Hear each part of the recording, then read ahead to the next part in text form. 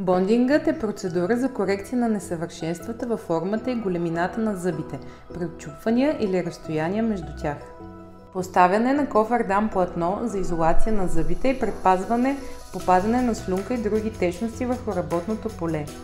Полиране с сода за почистване на зъбната повърхност и подобряване на адхезията с композитния материал.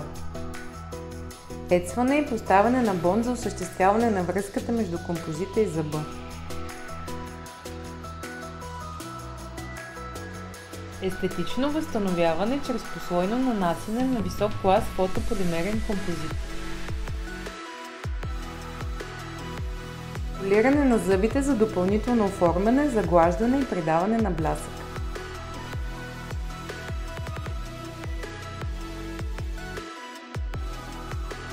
И вуаля!